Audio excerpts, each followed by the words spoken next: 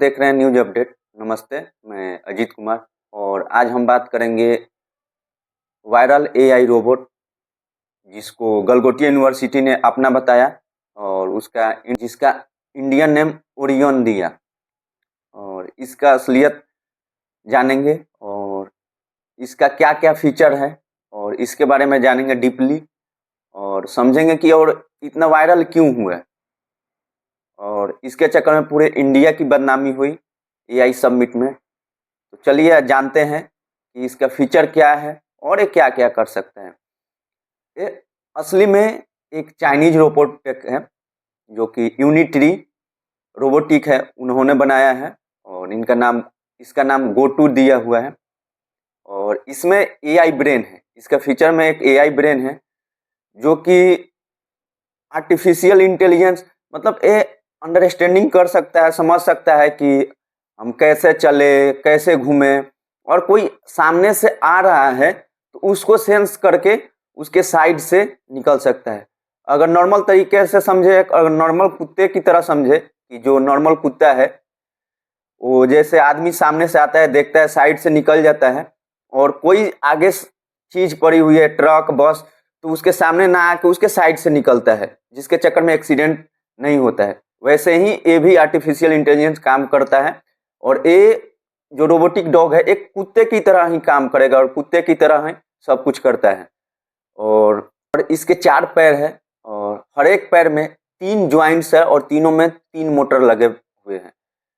इसमें कुल 12 मोटर्स हैं, 4 पैर है, हर पैर में 3-3 मोटर्स लगे हुए हैं और इसी वजह से दौड़ चल सकता है और आराम से सीढ़ी भी चढ़ सकता है और ये बैलेंस बना के सीढ़ी पे चढ़ता है जो कि नहीं। और इसमें लीडार सेंसर है जो कि 3D इमेज बनाता है आसपास का घर का और जहाँ रहता है उसका 3D इमेज बनाता है और लेजर से उसकी दूरी मापता है कि ये दूरी कितना दूर है और आगे कोई बाधा आ रहा है या कोई चीज आ रहा है जो उसको दिक्कत पहुंचाएगा, उसको आराम से वो सेंस करके और उससे वो बच सकता है। और एआई कैमरा है जिससे लाइव स्ट्रीमिंग कर सकता है और आदमी का फेस पहचान सकता है। वॉइस कंट्रोलर है जिसे वॉइस से आप कंट्रोल कर सकते हैं, सीट डाउन, अप, गो, बैक, ऐसे आप उसको इंस्ट्रक्शन दे सकते हैं और इसको आप मोबाइल से भी कंट्रोल कर सकते हैं, रिमोट से भी कंट्रोल से कर सकते हैं। मोबाइल में एक ऐप इंस्टॉल कीजिए जिससे वो कंट्रोल हो सकता है।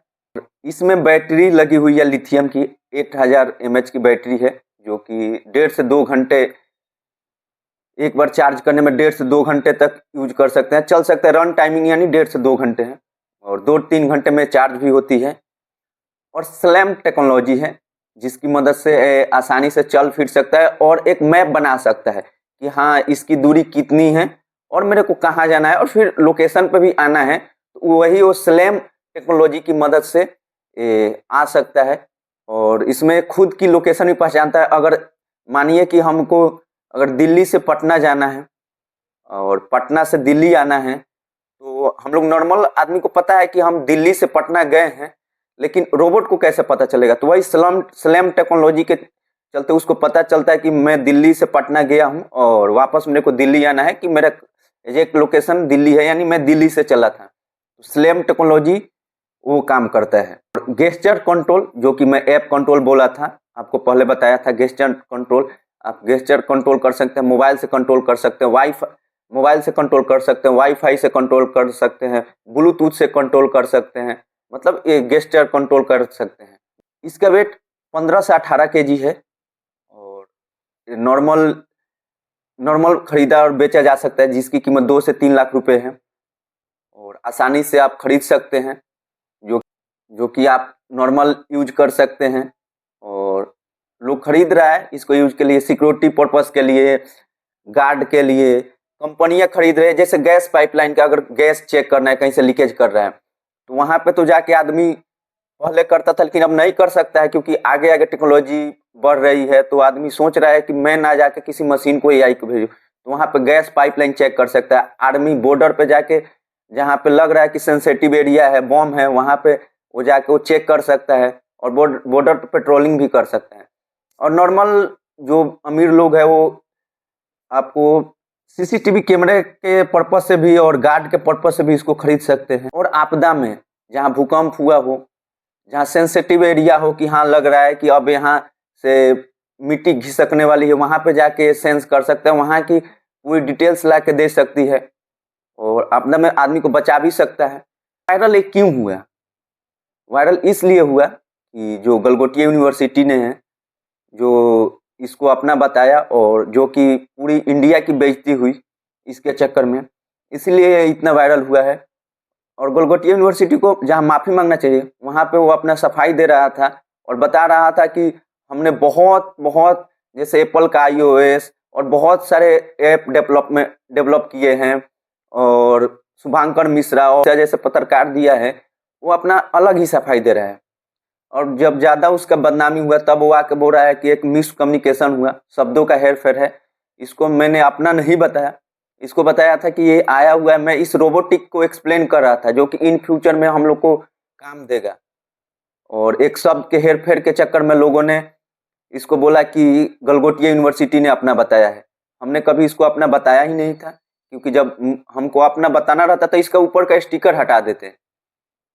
हमने वो स्टिकर को हटाया नहीं, और अपना बताना रहता तो हम उस स्टिकर को हटा देते। और एक शब्द के हेरफेर ने हमको पूरे दिन इसी चक्कर में रख दिया कि हमको ये सफाई देना पड़ रहा है कि एक शब्द का हेरफेर है, ना कि इसको हम लोगों ने अपना बताया है। और नहीं बताना चाहिए था। और इसके चक्कर में AI सबमिट से उनको इंस्टॉल खाली करने के लिए बोला गया, जो कि स्टॉल लगा था उसको खाली करने के लिए बोला गया।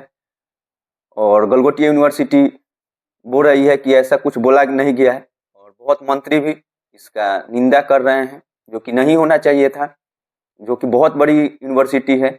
और इसके सफाई में गलगोटिया यूनिवर्सिटी ने बोला कि हमने ऐसा किया ही नहीं है।